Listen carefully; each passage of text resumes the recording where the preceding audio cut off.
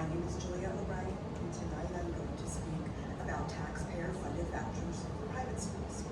But before we get into that, I'm going to take a moment to address the evident angst of this board about the reaction of the community to this board's opaque actions taken during the last board meeting. 3 years ago, almost exactly, one of you sat to the left of the podium and relentlessly heckled another member of this community while she was addressing the board during the public participation portion of that meeting.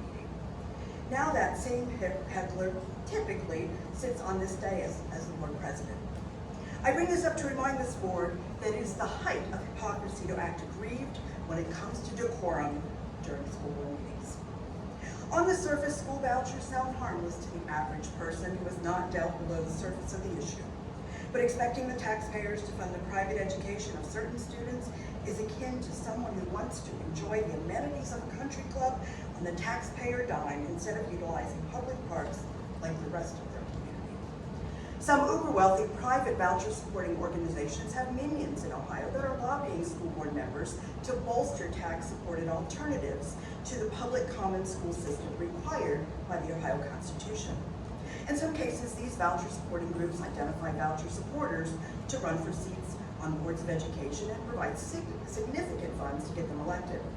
In some cases, public school board members are involved in the operation of private schools and thus have a clear conflict of interest when voting against a resolution to challenge the use of public funds allocated to private schools via vouchers.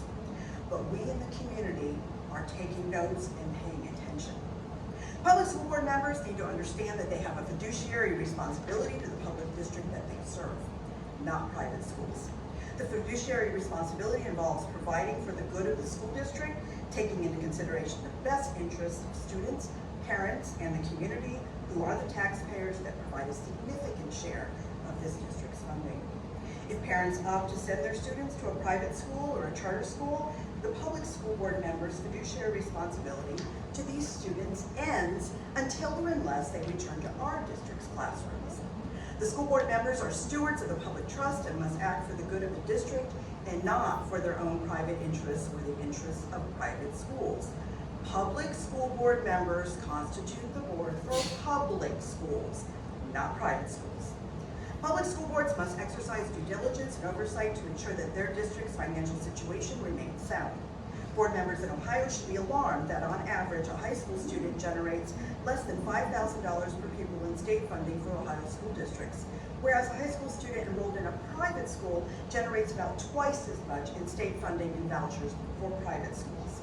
The state legislature has underfunded the school district funding formula to the tune of nearly $750 million just this year alone, while simultaneously allocating the same amount for additional Ed Choice vouchers.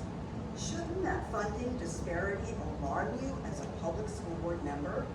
Shouldn't you take the action necessary to challenge the state policy for the state of the district that you've been elected to serve? You are elected to be stewards of the public trust, to act for the good of all Southwestern students. When you support private schools by supporting vouchers, you are taking away funding that could be used to provide meals for those students. You are taking away funding that could be used to fund more aides and staff for our special education students.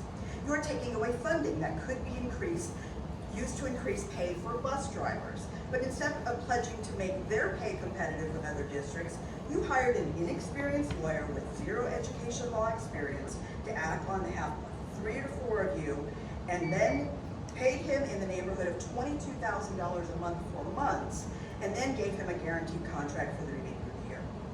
Instead of allocating sufficient amounts of money to teachers for the purchase of school supplies around the first of the month, you withdrew from the public school coalition fighting Ed Choice vouchers, clearly having decided that our students do not deserve your efforts to maximize funding in this district. And in response to one of this district's teachers voicing to a board member that she was concerned about the outlay of district funds for this unnecessary attorney, when her students don't even have pencils and a stunningly tone-deaf act, that board member's response was to give a box of discarded company-branded pencils to this teacher. Going forward, I implore all of you to begin putting the needs of students above your own interests and avoid that kind of display in the future. In closing, the fiduciary responsibility of public school board members does not include protecting the interests of private schools. urge you to take to heart who you were elected to represent and put your own political agendas and interests aside on this important issue. Thank you.